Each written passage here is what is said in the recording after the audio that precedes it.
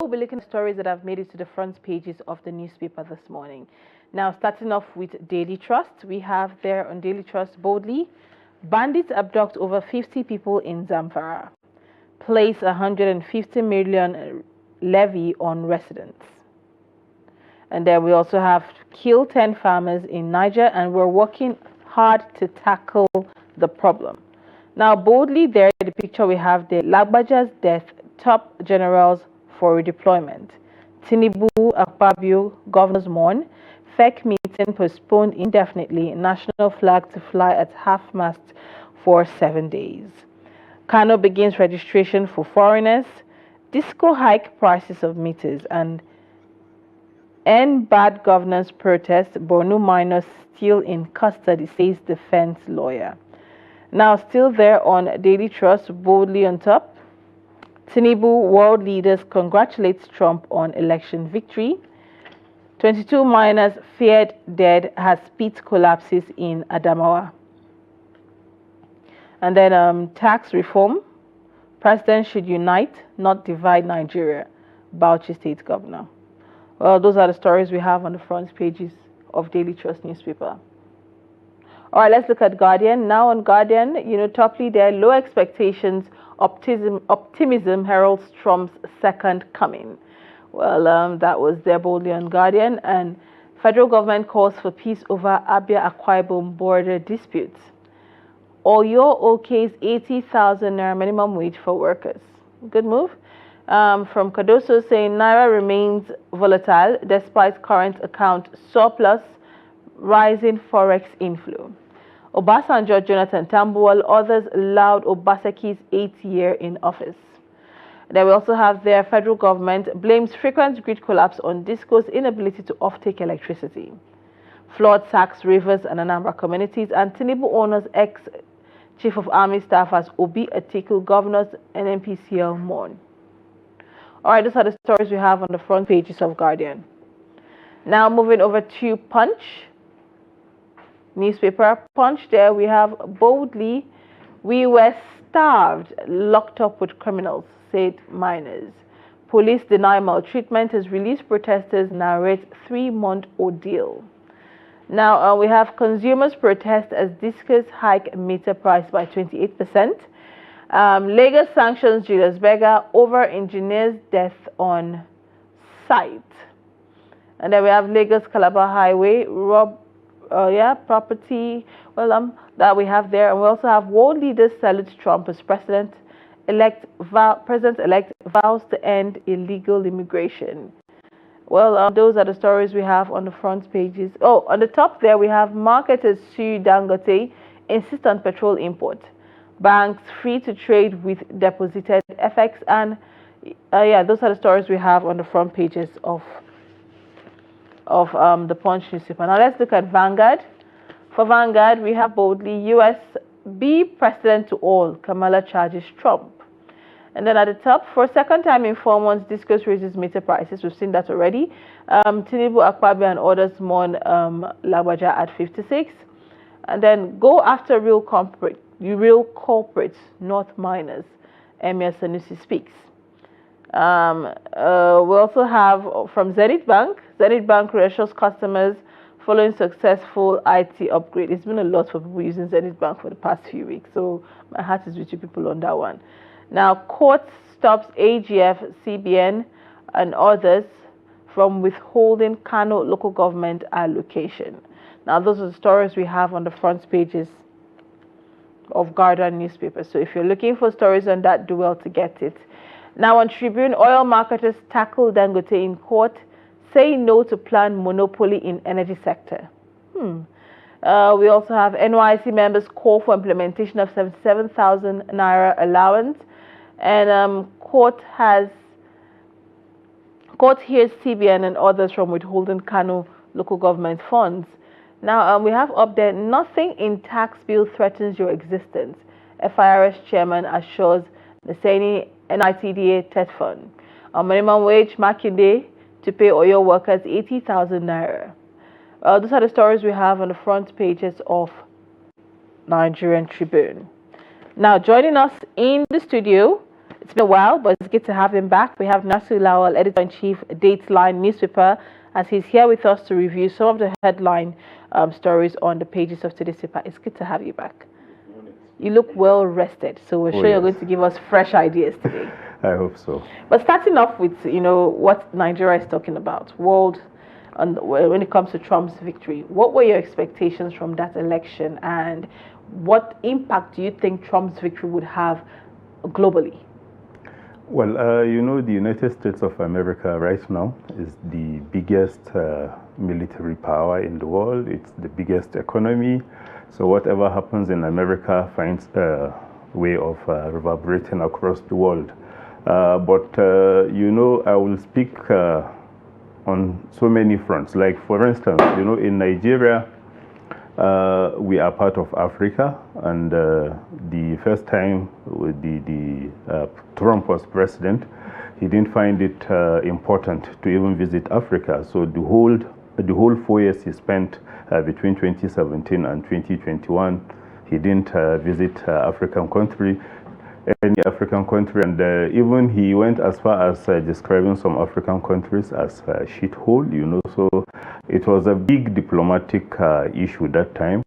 And then for the media, we should brace up for what is likely to come, because if what happened in the first tenure of the president is anything to go by, then we are likely going to see lots of confrontations with the media.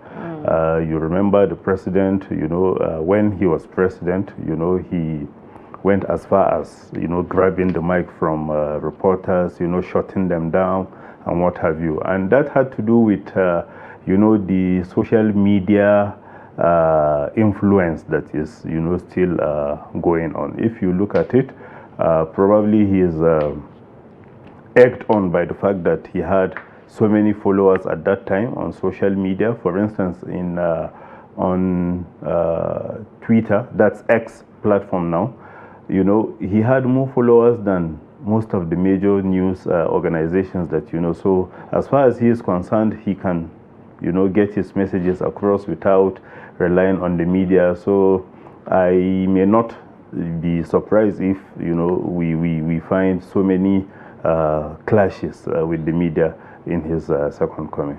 All right, we look forward to his second coming, and we see how it's going to play out for world leaders in Africa, Nigeria in particular as well. Now, Lagbaja's death, what do you make of it? We saw that this news came out a few weeks back, and it was denied completely by, the military, and now they are confirming it. And we see all that is played out. What's your thought on it, and would this have any impact on insecurity in Nigeria at the moment? If it doesn't matter if someone else has been appointed, but following up and continuity, how do you see all of this play out? Well, as a military officer, some of his colleagues and those who had the opportunity of working with him had described him as somebody who likes leading from the front. Like when he was in Kaduna, when he was the GOC in Kaduna, the people of Birnungwari and all these flashpoint areas, they remember him very well as someone who, identified with them, rather than sit in the office and, be shouting commands and what have you. Sometimes he finds time to visit the war front. So on that front, so many people will say it's a big loss, especially to his family, to his colleagues, and what have you. But for the one that is about to become the substantive chief of army staff, I think he has his, like Nigerians will say, his table is full. He has so many things to deal with, whether it's the oil theft, whether it's the banditry in the northwest, or the terrorism in the northeast. So the death may not have much impact, so to say, because if you look at the newspapers today, we are seeing so many stories of bandits striking in Zamfara, abducting 50, some are even saying 100. So honestly, the new or the incoming chief of army staff should concentrate on that. And we also have the case of the Minister of Defense. That's the state minister, who is also from Zamfara State. who is having issues with his governor. Honestly, the president should find a way of addressing that, because I believe, or I want to believe, that that is having an effect on the response to the fight against insecurity in Zamfara.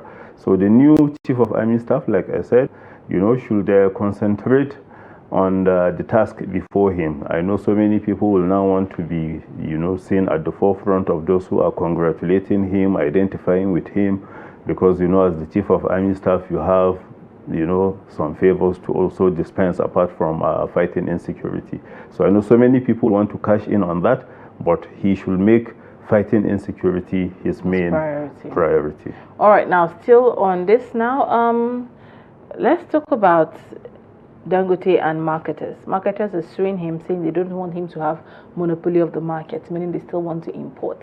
Now we see how Dangote has a way of getting monopoly of whatever market he's found himself in. Would you say these marketers are coming from a good place? Don't want him to have monopoly, or Dangote is coming from a good place, knowing that if fuel is still being imported, we will still see the increased price, but buying from him is still not seeing any difference at the end of the day. So what's your thought on the back and forth, and where Dangote is coming from and where the marketers are coming from? Well, this is the beauty of, free market, or what do you call it? And then it's also good that we have regulatory agencies. We have an agency that is responsible for regulating the oil and gas industry. So whether it's Dangote trying to monopolize the market, or whether it's the marketers trying to cash in on the situation and then make some money, the regulator should be, up and doing, should be able to make sure that Nigerians are not shortchanged in the process. Because my thinking personally is that, well, if we have to import, why not? But for a country that has, has this abundance of oil resources, honestly, I think also we should try to develop our local capacity, so that whatever we do outside will just have to be export and rather than import. Because anytime you import, you are like creating jobs for the countries that you are importing from. But we have refineries. Some of them are not even working. NNPC has promised us, countless number of times to say that the refineries will be up and running, and here we are. You remember there was a time that they said they have, finished working on the Port Harcourt refinery, but then they suspected an act of sabotage. So honestly, the marketers and Dangote, I know this is about business. We all want to have to be ahead of our competitors. So the marketers will want to have money. They wouldn't want Dangote to push them out of business. And then Dangote himself, after investing this much, wouldn't want the marketers to make useless of all the money he has so far spent. So it's for the regulator to make sure that all of them are working in accordance with the law, and then Nigerians are not shortchanged in the process. All right, still on the energy sector, if you came in early, you would have had our conversation with the former chairman of NERC, where he spoke generally about the electricity sector, and he made some certain important points. He said for them to tell us that they want to give us 20 hours of light for Bani is a lie, because there was no increased production. It's just a way to make more money. And still in their bid of making more money, we've seen a 28% increase in meters, going from 170,000 to 148,800 naira. How would Nigerians be able to afford meters? And we know how important metering is when it comes to generating revenue for this sector. So there's a tendency we'll see Nigerians wanting to bypass because they can no longer afford meters. And for those whom their meters have gone bad and they see the cost of it, well, meter and food, okay? So, what is your take on all that is playing out in the electricity sector in Nigeria? We saw our 10th grid collapse yesterday again. So what's your take on all that is playing out, and, what would you say? Well, in fact, let's just get your thoughts on it. Well, as far as electricity is concerned, honestly, it's like we are still not ready, because we are still talking about there are so many people that are consuming light. Nobody is even getting a kobo from them. And then sometimes it's actually staff, or people working for all these distribution companies, that are helping people to bypass the right channels, so that they can enjoy electricity without paying for it. So if you look at it, right from the time that we did the privatization, we didn't look at, the capacity of those who were about to take ownership of our power infrastructure at the time. Because if they had the capacity, honestly, I would have expected them by now to be able to have meters for all consumers, and then be able to monitor what the people are doing. But because the companies were handed over to them like on a platter, so they didn't spend much money, so they can do away with so many things. See what is happening now. If you have problem with your transformer, you will be the ones to find a way of yes. either repairing it or buying a new one. And by the time you do that, the power companies will just take over things that you have. So the distribution companies and even Nigeria as a country should worry, because right now so many people are now finding ways to generate their own electricity. People are buying solar, people are buying batteries and what have you. So if at the end of the day we don't even have people to utilize all the energy that these distribution companies will be churning out, then we wouldn't be able to make the money that we were making in the past. So honestly, the government itself should worry, because right now people are finding ways alternative means, and once they are able to do that, then the government may not be able to make money out of its electricity. All right, thank you so much. I suspected, and I knew my suspicion was right, that you're definitely going to come with fresh thoughts for us this morning. It's good to have you with us on the show this morning. Thank you for having me. Well, we're chatting with Dr. Nasir Lawali. We're chatting with Dr. Nasir, who is the editor-in-chief for Dateline newspaper. I promise I'll get his second name the next time he comes to join us. But yes, it was a very eye-opening conversation. Well, we've come to the end of Daybreak this morning, and I would say that in terms of security in Nigeria, we still always hold on to, if you see something, say something. This person, even if this person might be your brother or your sister or someone in your neighborhood whom you hold dearly, this person is harming other people and taking away their source of livelihood. So please, if you see something that could save the lives of other people, please say something to the right authorities, and let us try to fight security, or insecurity rather, in our own little ways. Well, having said that, we've come to the end of Daybreak. We'll see you again, same time, same station tomorrow. But just stick around, because at the top of the hour, we have sports, we have business, and we also have our news updates today. Thank you so much for joining us. My name is Lilian Ogazi. Bye for now.